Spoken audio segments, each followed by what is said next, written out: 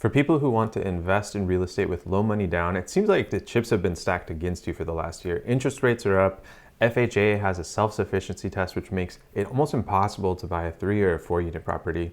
Well, there's a game-changing new loan program. It's a 5% down conventional loan that's set to shake up the industry. Today, I sit down with a loan broker who explains just how impactful this loan program is going to be.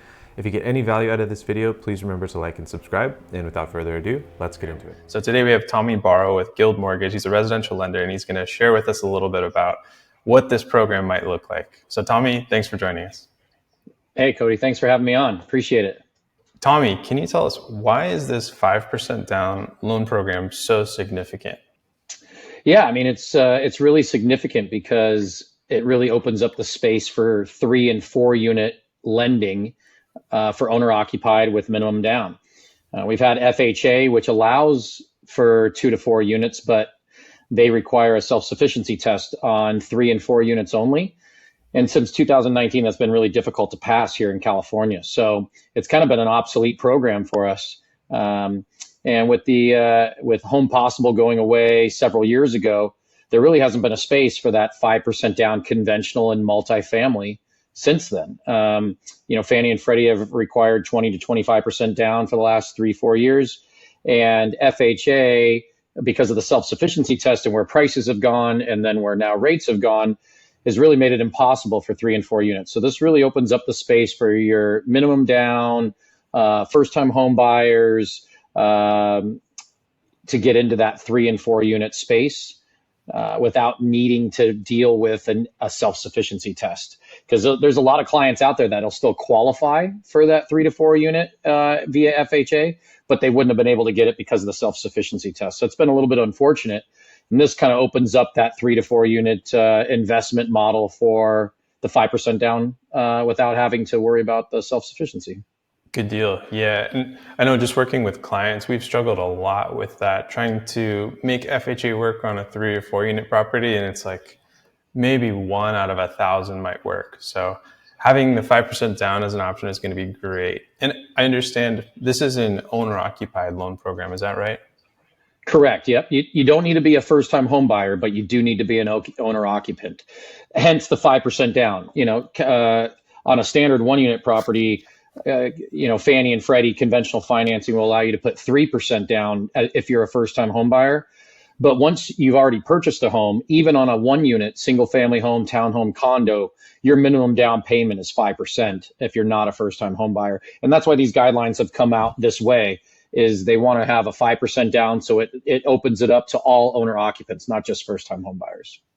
Good deal. Yeah. And I think I read that in the article that the goal really for this program is to help more people have access to home ownership. And I think it's great for people to get into the multifamily space where they can have some rent to come in and offset the mortgage payments, right? Because rates are up, payments are a lot higher. So I think the rent is going to help a ton. Yeah, I mean, nothing better for this particular market with a higher interest rate model and prices high. The best bet for people to get into home ownership is to offset some of that payment with rents. And the 3 to 4 unit property is the one that does that best, And so this really opens up that world for investors to come in, and will hopefully spark some more activity in that space as well. Right. And so typically when we look at loan programs where you're putting less than 20% down, there's mortgage insurance. So is this program going to have a mortgage insurance kind of on top of the interest rate? Yes, most definitely. Just like everything else, just like you mentioned, if you put less than 20% down, you're going to have mortgage insurance. On conventional financing, mortgage insurance is a little bit of a moving target. It all comes down to loan to value and credit score and debt ratio. Those are the 3 factors that come into your mortgage insurance factor.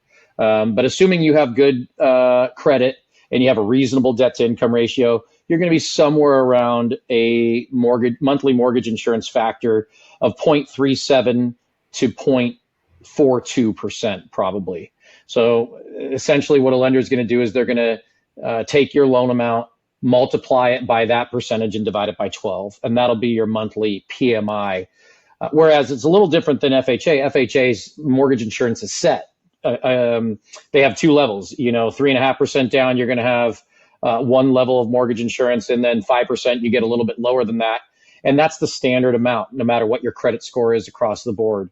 Whereas conventional is going to be a little bit more of a moving target and going to take in those three factors. So loan to value, credit score, and debt ratio. Okay, great. And so I know with FHA, there's also upfront mortgage insurance. Is that going to be a thing with this 5% down program as well? Not at all, no. And that's a great aspect of the conventional financing model versus FHA is FHA, you're right, does have the two mortgage insurances that you have to deal with. The upfront mortgage insurance, which is added to your base loan amount and paid over 30 years, and the monthly mortgage insurance, which is just a factor times the loan amount divided by 12. And that's going to be your monthly mortgage insurance for the life of the loan on FHA if you put less than 10% down. Whereas on conventional, there's only one. It's just the monthly mortgage insurance. You don't have the upfront, and the monthly mortgage insurance on conventional will automatically fall off after a period of time, whereas FHA, it does not. Oh, So interesting. Okay. some good competitive advantages there for the conventional versus when compared to the FHA. Got it. And is it once you hit 20% equity or 25% equity, then you get another appraisal done and they'll consider dropping the mortgage insurance, or how does that piece work? Yeah, great question. And there's a lot of misconceptions about this out in the marketplace. So I'm glad you asked it. But yeah, so you're going to have an amortization schedule when you close a loan, whether you put 5, 10, 15% down or any increment in between those. Anything less than 20% down, that's going to have PMI. And so on the conventional side, there'll be a period of time where that automatically falls off. That number, believe it or not, is actually 78% loan to value.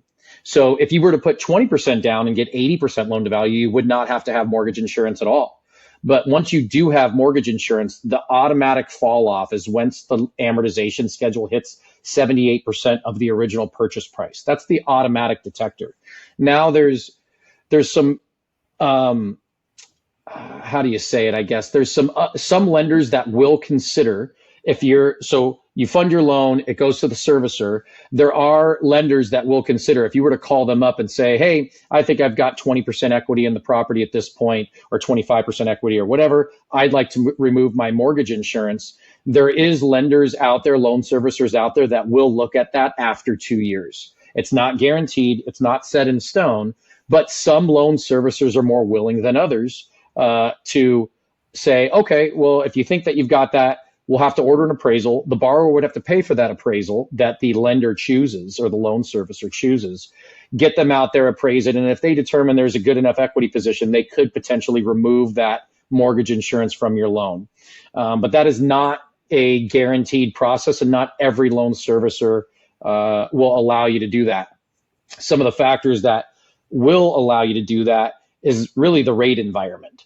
Do you have a higher rate than the current market, or do you not?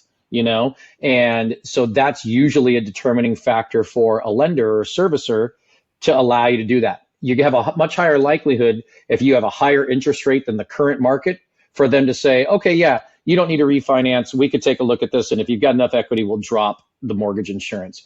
You're going to have some loan servicers that are not as likely to do that in the opposite market. So, you've got a lower rate than the current market that's out there. It's a high likelihood that they're going to say, well, if you want to get out of this PMI now that you've hit 78% based on this appraisal or based on what you think, you're going to have to refinance in order to do that. Got it. And that makes sense. They probably don't want the lower rate mortgages on their books if a borrower might refinance to get rid of mortgage insurance instead and pay a higher rate if it still pencils for them.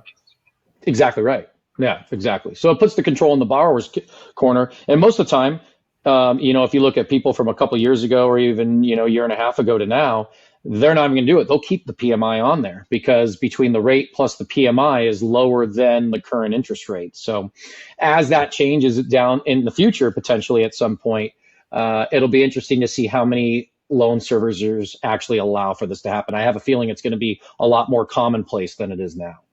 Okay. Well, yeah, hopefully it is. And I know this loan doesn't officially roll out until November 18th. We're recording this on the 16th. But do you have an idea of where interest rates are going to be for this program? Yeah. I mean, I think it's going to be in that multifamily space that since they already allow that, it's pretty easy to see the adjustments. But in today's market where, the single family home true conforming loan is running around 6.875 to 7%, which has improved a lot over the last couple of weeks. It was a lot higher than that. You're going to have about a 0.25% hit to that rate. So we're going to be somewhere between 7 1/8, 7 1/4 to 7 1/2 once the rates roll out. But it'll be interesting to see on Monday, once we're all able to price these things out, to see how much of an adjustment it is. But typically, if you were to buy a single family home today, and you were to put 20% down, and you were to go buy a multifamily home and put 20% down, assuming both loans are true conforming, there's about a 0.25% difference in interest rate on conventional financing. Got it. Okay, that makes sense. And so it'd be best case 7 1/8, and then you're paying your mortgage insurance on top of that. Yep, in today's market, yeah. And if we keep getting better next week, you're going to see that rate move down with the market. And if the market goes back up and rates start to go up in general, you'll see that rate move up as well along with it. Do you know if a borrower can have more than one of these mortgages at a time? Like, let's say they buy it, there's an owner occupancy requirement. I think most loans require you to have the intent to live in the property for a year. But after that year is up, do you think a borrower would be able to go out and get another 5% down loan? Yeah, right now there's nothing that says that you only can have one conventional loan at any given time. FHA is like that, right? You can only have one FHA loan at any given time. If you buy a house with an FHA financing and you want to go buy something else with FHA, you're going to have to refinance out of that FHA into a conventional loan to free up your FHA ability again. With conventional financing, there's no limitation, and there's nothing in the guidelines so far that we've read that is going to have any limitation on this as well. So as of now, the key is owner occupied. You're saying basically you're going to live in that property, or your intention is to live in that property for the next 12 months and moving in within 60 days of closing. And so once you surpass that 12-month mark, that opens up your ability to buy owner occupied again in any kind of capacity. Exciting. Well, yeah, I'm looking forward to seeing how we can make this loan program benefit investors in today's market. And Tommy, again, appreciate you jumping on a call and breaking it down for us. Hey man, happy to help. Thanks so much. Thanks so much for watching. For the most up-to-date info on real estate investing, be sure to like and subscribe. And remember, invest well, trust Cody Charnell.